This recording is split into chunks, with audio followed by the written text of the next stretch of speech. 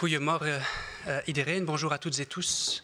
Bienvenue dans ce moment d'information sur le Covid-19 et la situation dans les hôpitaux, notamment en Belgique.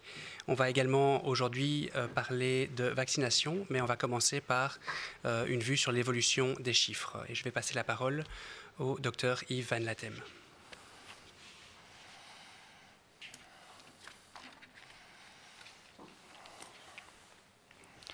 Goedendag iedereen, bonjour à toutes, bonjour à tous. Alors, les indicateurs sont globalement au vert, effectivement. Pour l'instant, dans un vert qui est un vert relativement clair, et on espérait qu'avec le printemps, ce vert devienne plus intense et plus foncé. Les contaminations et les hospitalisations continuent de diminuer à un rythme continu, c'est vrai, mais qui ne s'accélère pas actuellement, qui ne s'accélère pas encore, et on espère qu'il va le faire dans les jours qui viennent. L'occupation des soins intensifs par les patients Covid tourne toujours autour des 900 lits depuis plusieurs jours, ce qui fait qu'au total, patients Covid et non Covid, nous avons en permanence plus de 90% des lits soins intensifs qui restent occupés, comme on l'avait déjà souligné à la fin de la semaine passée. Comme nous nous attendions aussi, malheureusement, le nombre de décès continue à augmenter, un peu en reflet de l'occupation intense des lits de soins intensifs depuis plusieurs semaines. Si on regarde la première diapositive, on se rend compte que nous avons eu une moyenne de 3485 hospitalisations par jour, ce qui est une diminution de 20% sur base hebdomadaire, et ce qui est bien marqué dans la courbe vert foncé que vous voyez ici. Il faut cependant souligner que nous avons eu au même moment une diminution drastique du nombre de tests effectués. Il a diminué pratiquement d'un tiers, de 32%, ce qui est bien sûr typique d'une période de vacances et surtout de vacances prolongées que nous connaissons pour l'instant. En contraste, nous avons actuellement un taux de positivité, un pourcentage de tests positifs qui est particulièrement élevé et qui a fortement augmenté en peu de semaines, j'ai presque envie de dire en peu de jours, puisque nous atteignons maintenant 9,4% des tests qui sont positifs, alors qu'en début mars, nous étions à 7%. Point positif aussi, c'est que chez des personnes d'âge moyen, de plus de 60 ans, le taux de contamination diminue également. Dans ce groupe, il n'y a pas d'impact de la fermeture des écoles, il n'y a pas d'impact des congés, des vacances classiques.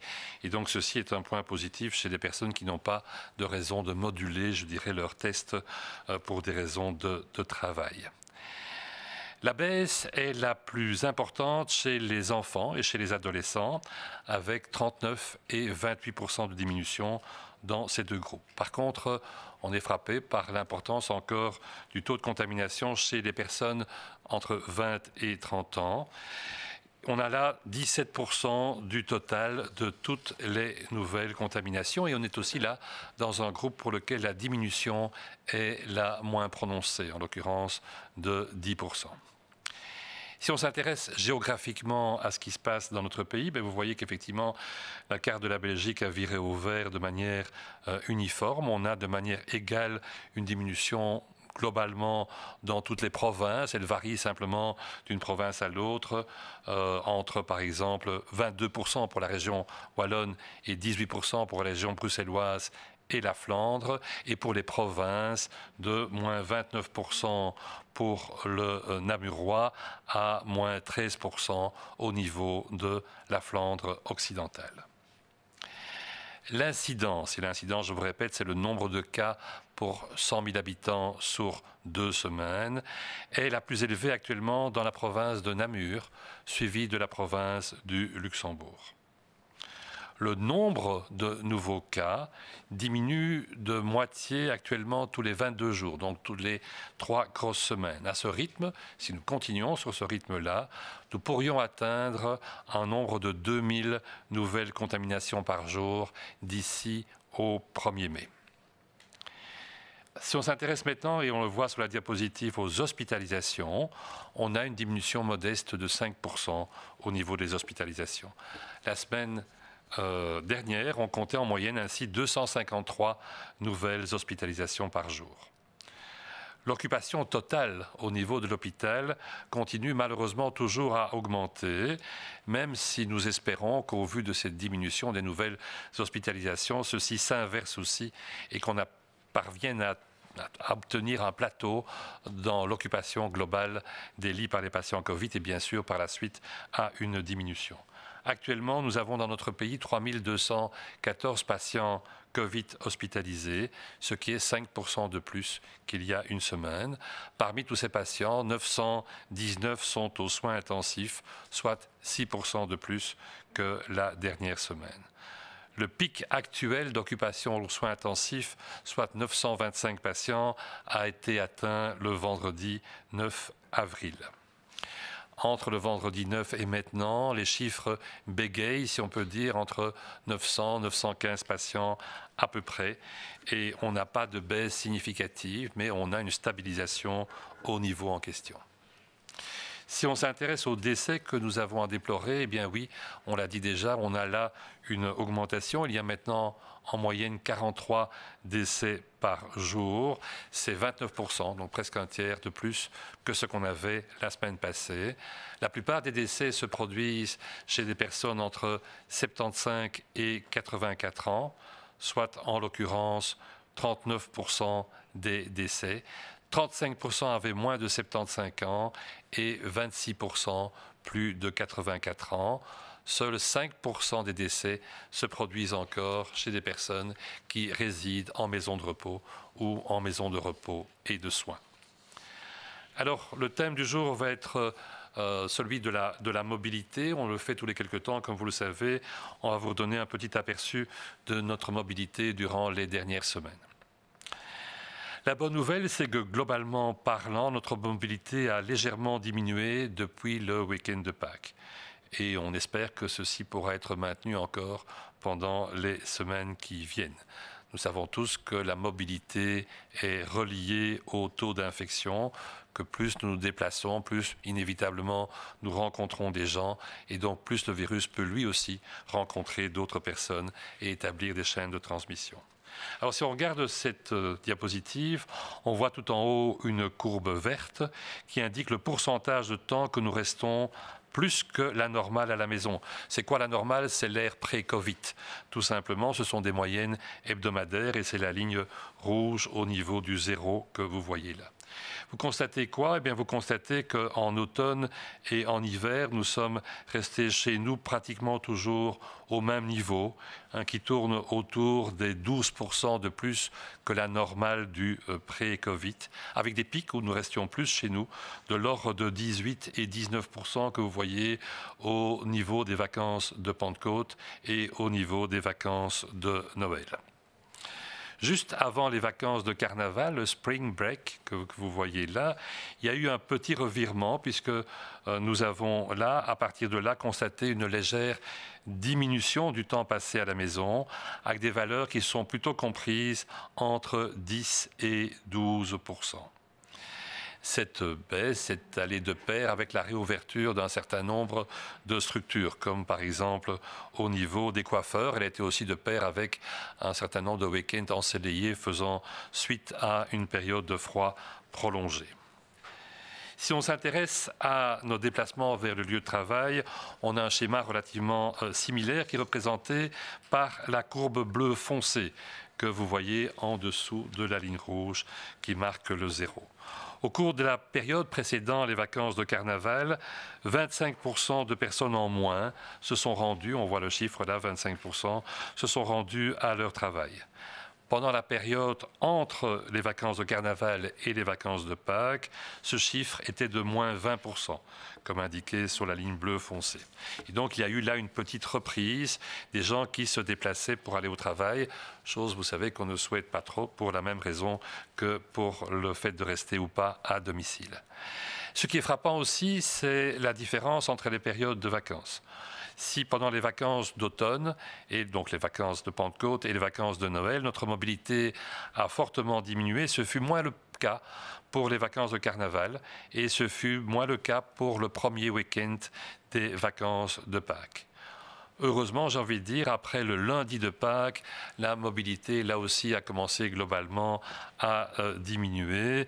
Il faut bien avouer qu'on est entré là aussi dans une semaine qui, au point de vue climatologique, était peu agréable avec de la neige et des fortes giboulées. En tout cas, il est clair, d'après tous ces graphiques, qu'il nous est de plus en plus difficile de contenir nos déplacements et de diminuer encore, si on peut dire, ces déplacements pour obtenir de meilleurs scores. Ceci est effectivement compréhensible. Nous sommes tous un peu usés par les circonstances et de devoir supporter au long cours cette situation. Mais à nouveau, n'oublions pas qu'un contact est un risque de transmission et que nous sommes actuellement dans un monde où la transmission se fait avec le variant britannique et que ce variant britannique est intrinsèquement plus contagieux et que ceci donc multiplie, si on peut dire, comme une catapulte multiplie la force avec laquelle on envoie une pierre. Ceci multiplie le risque de transmission si nous nous déplaçons plus. Alors pour toutes les personnes qui actuellement font du télétravail et parviennent à maintenir le télétravail, toutes celles qui limitent leur contact au point de vue social, au point de vue général, tenez bon puisque c'est en partie et en bonne partie par vous qu'on pourra continuer à maintenir la situation dans les semaines qui viennent. Par ailleurs, nous sommes maintenant à un moment décisif pour notre communauté musulmane, puisque le Ramadan commence ce jour en Belgique. C'est ici aussi pour le Ramadan, comme ça a été le cas pour Pâques, la deuxième année pendant laquelle les circonstances limitent fortement le contenu social, le contenu affectif, le contenu de partage qu'il recèle. Mais nous souhaitons malgré tout à la communauté musulmane de passer le meilleur Ramadan possible. Merci.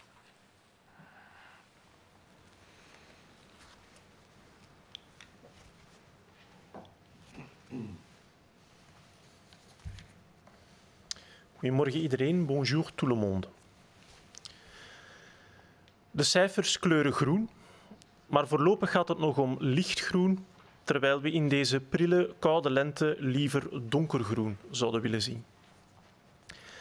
De besmettingscijfers en de ziekenhuisopnames blijven dalen, weliswaar aan hetzelfde tempo, zonder een teken van versnelling in de daling. In het bijzonder voor de ziekenhuisopnames hopen we in de komende dagen een snellere daling te mogen waarnemen. De bezetting op intensieve zorgen schommelt momenteel rond de 900 bedden. Daarmee liggen nog steeds bijna alle erkende bedden op intensieve zorgen volzet, en dit met zowel COVID- als niet-COVID-patiënten. Zoals verwacht stijgen de sterftecijfers nog door, maar we hopen hier ook een stabilisatie te mogen zien in de toekomst, in navolging van de stabilisatie van de ziekenhuiscijfers. De afgelopen week werden er gemiddeld 3485 besmettingen per dag vastgesteld. En dat is opnieuw een afname van min 20% op weekbasis. Er werd echter ook fors minder getest, zo'n 32% minder testen dan vorige week. En dat is typisch voor een vakantieperiode. Maar tegelijk zien we dat het percentage positieve testen fors is verder gestegen tot 9,4%. Begin maart lag dit nog op 7%. Dat betekent dat er nog steeds veel virus circuleert. Positief is wel dat de besmettingen ook dalen bij de 60-plussers. In deze groep verwacht je niet direct een effect te zien van een verminderd aantal testen door de sluiting van de scholen of het werkverlof. De daling blijft nog steeds het meest uitgesproken bij de kinderen en de tieners, waar de cijfers respectievelijk 39% en 28% lager liggen dan vorige week. De meeste besmettingen zien we nu nog bij de twintigers, die verantwoordelijk zijn voor zo'n 17% van de nieuwe besmettingen. De daling is hier ook het minst uitgesproken over alle leeftijden, namelijk min 10%. De daling doet zich gelijkmatig voor in alle gewesten, meer bepaald min 22% in Wallonië en min 18% in Vlaanderen en het Brussels gewest. Over de provincies heen zien we dalingen van -29% in Namen tot -13% in West-Vlaanderen. De hoogste besmettingsgraad of incidentie zien we in de provincie Namen, op de voet gevolgd door de provincie Luxemburg. De besmettingscijfers halveren nu om de 22 dagen. Aan dit tempo zouden we tegen 1 mei aan een niveau van 2000 nieuwe besmettingen per dag kunnen zitten. De daling van de ziekenhuisopnames zet zich bescheiden door met zo'n -5%. De afgelopen week waren er gemiddeld 253 nieuwe ziekenhuisopnames per dag. De ziekenhuisbezetting, dus het totaal aantal ingenomen bedden in het ziekenhuis, blijft echter wel nog steeds toenemen. Alhoewel het er wel naar uitziet dat ook dit elk moment kan aftoppen. Momenteel liggen er 3214 COVID-patiënten in de ziekenhuizen. En dat is nog 5% meer dan een week geleden. 919 patiënten liggen op intensieve zorgen. En dat zijn er 6% meer dan de week ervoor. Op vrijdag 9 april werd voorlopig de hoogste bezetting op intensieve zorgen van deze derde golf gemeten, met 925 patiënten. De dagen erna lagen de cijfers iets lager en bleven rond de 900 schommelen zonder verdere daling. De overlijdens tot slot kennen een verdere toename. Gemiddeld vielen er de afgelopen week 43 overlijdens per dag te betreuren en dat is 29% meer dan de week ervoor. De meeste overlijdens betreffen mensen tussen de 75 en 84 jaar oud. 39% van de overlijdens was tussen 75 en 84 jaar. 35% was jonger dan 75 jaar en 26% ouder dan 84 jaar. Slechts 5% van de overlijdens betreft personen die in een rusthuis verblijven. En tenslotte zouden we nog een nieuwe update willen geven over de mobiliteitsgegevens van de afgelopen weken. Het goede nieuws is dat onze mobiliteit licht is afgenomen sinds het paasweekend. Hopelijk kunnen we dit ook de komende weken blijven aanhouden. We hebben in het verleden vaak gezien dat mobiliteit geassocieerd is met de besmettingscijfers. Wanneer we ons verplaatsen, dan kan immers ook het virus zich verplaatsen. Laat ons eerst beginnen met de groene curve bovenaan. Deze groene curve geeft het percentage tijd weer dat we meer thuis blijven dan normaal. En met normaal bedoelen we zoals dat het geval was in pre-coronatijden. Het gaat hier telkens om wekelijkse gemiddelden. In de herfst en de winter bleven we vrijwel constant aan hetzelfde niveau thuis, namelijk 12% meer dan normaal, met pieken tot zelfs 18 en 19% meer in de herfst- en de kerstvakantie. Net voor de krokusvakantie kwam daar een lichte kentering in. Vanaf dan was er een lichte daling in het thuisblijven met waardes tussen 10 en 12%. Deze daling ging gepaard met het heropenen van de kapperszaken, maar vooral ook met het aanbreken van beter weer na een lange koude periode. Momenteel is het percentage tijd dat we meer thuis verblijven teruggestegen tot 15%. Dat is een vrij hoge waarde, maar nog altijd lager dan wat we bijvoorbeeld gezien hebben in de kerstvakantie of de herfstvakantie. Een gelijkaardig patroon zien we voor onze verplaatsingen naar de werkplaats. En dit wordt weergegeven door de donkerblauwe curve.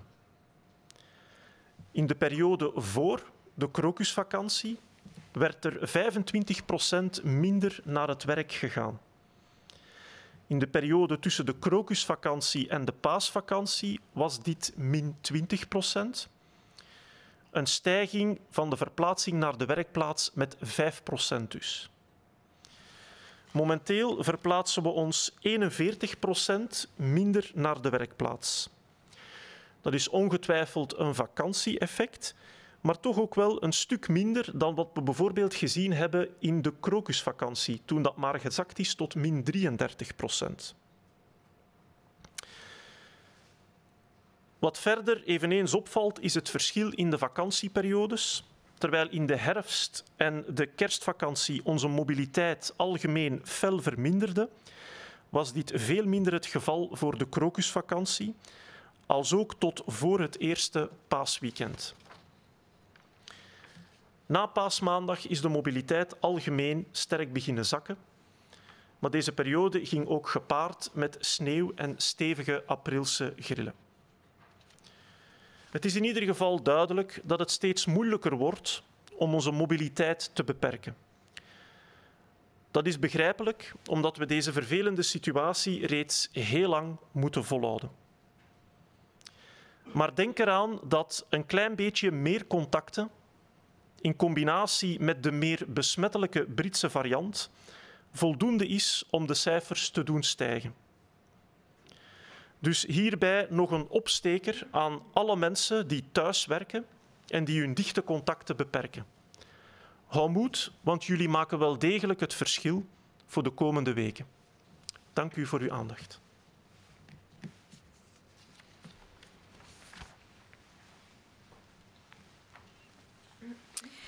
Mesdames et messieurs, bonjour. Ce mardi, nous avons gravi un nouvel échelon dans la campagne de vaccination, puisque nous atteindrons aujourd'hui le cap de 2 millions de personnes vaccinées. Cela porte donc à plus de 20% le taux de vaccination de la population belge. En d'autres mots, aujourd'hui, plus d'1 personne sur 5 est vaccinée en Belgique. Nous avons encore du chemin à parcourir avant d'atteindre un taux de vaccination suffisamment élevé. Mais nous y parviendrons si nous nous faisons tous vacciner. Pourtant, certaines personnes s'interrogent encore sur la nécessité ou l'utilité de la vaccination, et ce, plus particulièrement à Bruxelles et en Wallonie. Ce questionnement est normal et compréhensible, et nous insistons d'ailleurs sur l'absolue nécessité de se référer à des sources d'informations fiables, telles que les médecins généralistes et autres professionnels de la santé, mais aussi des sites d'information tels que les sites web infocoronavirus.be, jemevaccine.be ou infosanté.be ou encore Infocoronavirus Brussels. QVAX, le système général de réservation, a été lancé avec succès la semaine dernière en Flandre, en Wallonie et en communauté germanophone.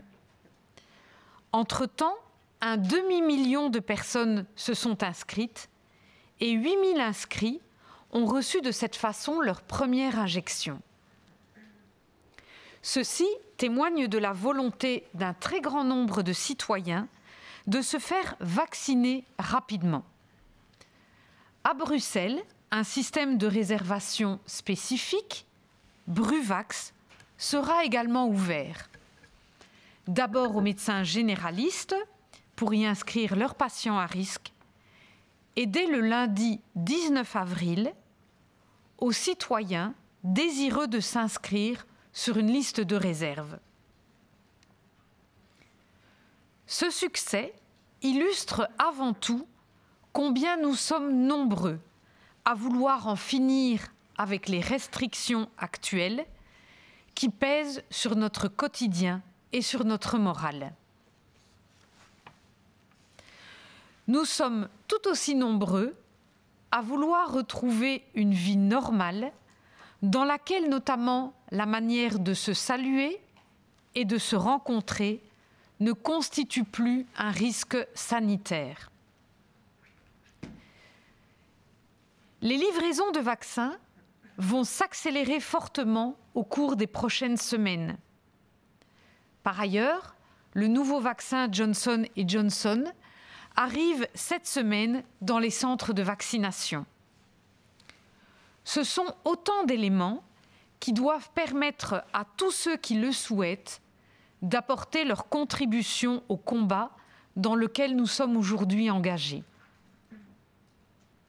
Jamais dans l'histoire récente de notre pays, nous n'avons eu une telle occasion de démontrer à quel point nous nous soucions les uns des autres. La Covid-19 nous donne à tous l'occasion de démontrer que lorsqu'il s'agit de protéger nos proches, nos parents ou nos enfants, nous agissons et nous n'attendons pas que des autres le fassent pour nous. La vaccination n'offre pas qu'une protection individuelle, c'est aussi et surtout une protection collective que nous offrons à l'ensemble de la société. Une victoire sur la pandémie et l'espoir d'une liberté retrouvée. Nous vous remercions pour votre attention.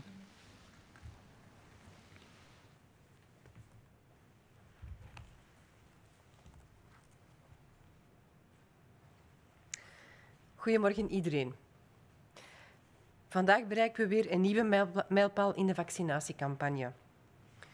2 miljoen mensen zullen dan in ons land gevaccineerd zijn. Hiermee is dan 20% van de Belgische bevolking of 1 op de 5 mensen gevaccineerd. We hebben nog een weg te gaan voordat we een voldoende hoge vaccinatiegraad hebben bereikt. We gaan deze behalen als we ons allemaal laten vaccineren. Nu nog zijn er echter mensen die twijfels hebben over het nut van vaccinatie. Vooral in Brussel en Wallonië. We begrijpen dat mensen kritisch zijn en vragen hebben. Maar we pleiten ervoor dat je betrouwbare bronnen raadpleegt. Zoals je huisarts en websites zoals info-coronavirus, laat je vaccineren, gezondheid en wetenschap en coronavirus Brussels. QVAX, het algemene reservesysteem, werd vorige week in Vlaanderen, Wallonië en Duitsstalig België met succes gelanceerd. Ondertussen zijn hierop 500.000 mensen geregistreerd en kregen er ruim 8000 invallers op die manier hun prik. Het toont aan dat een groot aantal mensen zich zo snel mogelijk wil laten vaccineren. In Brussel zal een eigen systeem, Bruvax genaamd, worden gelanceerd. Eerst voor huisartsen om hun risicopatiënten in te schrijven. Vanaf 19 april voor Brusselaars die zich willen registreren op een reservelijst. Dit alles wijst erop dat velen van ons snakken naar het einde van de huidige beperkingen, die zo'n grote impact hebben op ons dagelijkse leven en op ons gemoed. Velen van ons willen terugkeren naar een normaal leven waar we elkaar opnieuw kunnen zien en begroeten zonder gezondheidsrisico's. De leveringen van de vaccins zullen de volgende weken sterk toenemen. Bovendien komt het nieuwe Johnson & Johnson-vaccin deze week in de vaccinatiecentra aan. Hierdoor kan de vaccinatiecampagne en kunnen wij allemaal een versnelling hoger schakelen in de strijd tegen corona. Nog nooit in de recente geschiedenis van ons land hebben we zo'n kans gehad om te tonen hoeveel we om elkaar geven. Om onze naasten, onze grootouders, onze ouders en kinderen en om onze vrienden. Vaccinatie beschermt immers niet enkel jezelf, maar ook je naasten en de hele samenleving. Enkel met vaccinatie kunnen we de pandemie overwinnen en onze vrijheid terugkrijgen. Dank u voor uw aandacht.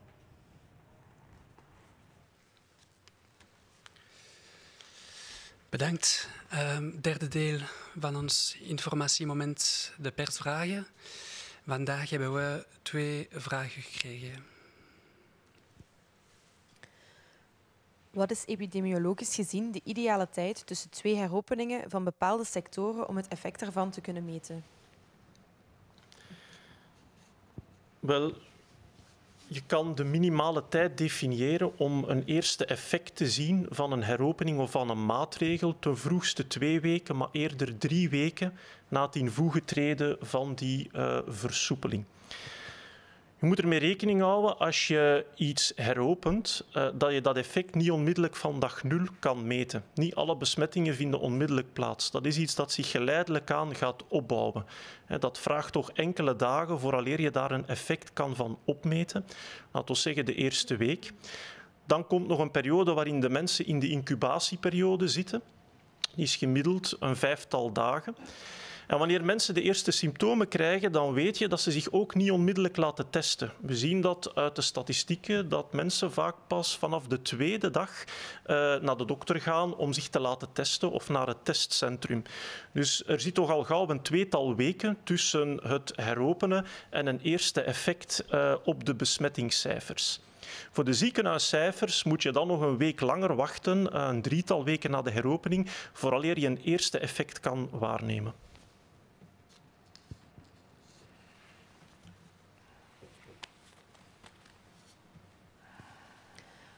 D'un point de vue épidémiologique, quel est le délai idéal entre 2 réouvertures de secteurs pour pouvoir mesurer l'effet de celle-ci?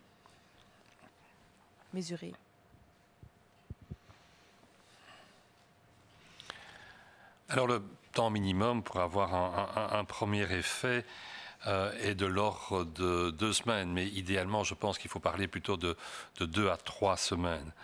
En effet, lorsqu'on change quelque chose, qu'on réouvre un secteur, les choses ne vont pas être visibles dès J+1 par rapport à l'ouverture en question. Il faut plusieurs jours pour que l'impact commence à être présent, que les transmissions puissent éventuellement s'y passer. Tout ceci va prendre à peu près 1 semaine. On sait que l'incubation de la pathologie par laquelle les gens auront des symptômes, donc ils vont se faire tester et ainsi faire tester leur contact à haut risque, mais ça met à peu près 4 à 5 jours là aussi. Et que très souvent, les personnes hésitent pendant 1 jour ou 2 en se disant « est-ce que j'ai bien quelque chose d'anormal ?» sauf lorsque les symptômes sont très importants, bien sûr. Et si vous rajoutez ces jours au jour, on arrive comme ça à peu près, effectivement, à 2 bonnes semaines. On sait que pour le critère d'hospitalisation, il faut souvent 4, 5, 6, 7 jours entre le début des symptômes et le moment où on est plus mal. Et donc, il faut de nouveau rajouter une partie. Et c'est ce qui fait que c'est entre 2 et 3 semaines, je dirais idéalement 3 semaines, qui permet d'avoir une analyse adéquate de l'impact de l'ouverture d'un nouveau secteur sur la transmission du virus dans la société. Comment interpréter la forte hausse du taux de positivité? Alors on l'a dit, le taux de positivité est important puisqu'il est passé des environs des 7% à 9,4%. Et il faut souligner que dans les provinces francophones du sud du pays, comme le Hainaut, le Luxembourg, le Namurois, il est de plus de 12% dans les provinces en question. Et ce sont les zones dans lesquelles le pourcentage de positivité est le plus important de tout le pays. Alors, ce qu'il faut savoir, c'est que effectivement, par rapport à cela, cela signifie indubitablement que le virus circule toujours. Il circule toujours et il circule entre autres dans la population jeune. On a maintenant moins de tests, on l'a dit, on a un tiers de tests en moins à cause des vacances. On a probablement surtout ça parce qu'on n'a pas de testing globalement dans les entreprises, de testing dans les écoles de manière large qui entoure des cas positifs. Lorsqu'on teste ainsi énormément, on récupère aussi beaucoup de tests négatifs qui sont liés heureusement à des personnes qui n'ont pas été en contact suffisant pour avoir une transmission. Et donc on perd ainsi un volume important de gens testés négativement. On a plutôt maintenant un testing chez des gens qui ont des symptômes ou des contacts à haut risque par rapport à des gens qui ont des symptômes. Alors, est-ce qu'on a aussi un impact déjà, je dirais, de la mise sur le marché dans les pharmacies des tests antigéniques? Je pense que c'est trop tôt pour le dire, mais dans le futur, il est possible que ces tests antigéniques que l'on fait soi-même puissent être un facteur diminution du testing négatif des personnes qui sont en contact, se testeraient elles-mêmes, se trouvent négatives et se contentent, je dirais, de ce type d'informations. Et je pense qu'il faut souligner ici, c'est l'occasion de le faire, qu'un test négatif au niveau antigénique n'a de signification que dans des critères très particuliers et qu'en cas de contact à haut risque, il faut toujours idéalement se faire tester par les techniques devenues classiques de type PCR.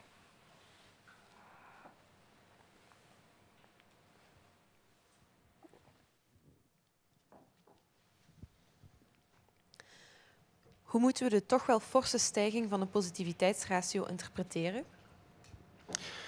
Wel, we denken dat die stijging enerzijds te maken heeft met het feit dat er duidelijk minder getest wordt in deze vakantieperiode, maar tegelijk ook nog wel veel virus circuleert in de samenleving. Wanneer het gaat over minder testen, dan zien we dat dat voor de voorbije week met 32% gezakt is. Dus de voorbije week werden er een 42.000 testen uitgevoerd. In de week daarvoor waren dat er bijna 63.000. We vermoeden dat dat betekent dat mensen zich wat minder laagdrempelig laten testen wanneer de kinderen niet naar school gaan of wanneer ze zelf niet moeten gaan werken. En wanneer ze getest worden, dat het meestal gaat om meer typische of iets ernstigere klachten, waardoor de kans op een positief testresultaat net iets hoger is. Een ander effect kan ook te maken hebben met de sluiten van de scholen en het feit dat er minder gescreend wordt daardoor. We weten dat in scholen soms massaal ingezet wordt op testen. Wanneer er 1 of meerdere gevallen worden vastgesteld, gaat men al gauw een hele klas of een heel schooljaar testen. En daar zullen veel negatieve gevallen tussen zitten. Dat maakt dat het percentage testen dat nog positief is, kleiner wordt. Er is nog een effect mogelijk, maar we denken dat het wat te vroeg is om daar al iets van te kunnen zien. Dat kan te maken hebben met de komst van de snelle antigentesten. Deze zijn sinds een week op de markt, kunnen gekocht worden in de apotheek. En door eerst zo'n snelle antigentest uit te voeren, kan er een preselectie zijn van positieve gevallen voor de PCR-test. Het is zo dat wanneer mensen positief testen op een snelle antigentest, dat er dan aan hen gevraagd wordt om zich te laten testen met een PCR-test ter bevestiging. En de kans dat die PCR-test positief is, is dan ook een stuk groter natuurlijk, indien er geen preselectie of voortest zou geweest zijn met zo'n snelle antigentest. Nu, we hebben daar nog geen data over en het lijkt ons ook nog te vroeg om dit al te kunnen opmerken in die percentages. Ten slotte zou ik ook nog een gezellig en veilige start van de Ramadan willen toewensen aan iedereen die hieraan deelneemt. Denk eraan om dit op een veilige manier te doen, zoals dat ook vorig jaar gebeurd is. Dank u. Merci. Merci à vous pour votre attention et merci à nos intervenants. La prochaine conférence de presse aura lieu vendredi à 11 h. D'ici là, on vous souhaite une très bonne semaine. Au revoir.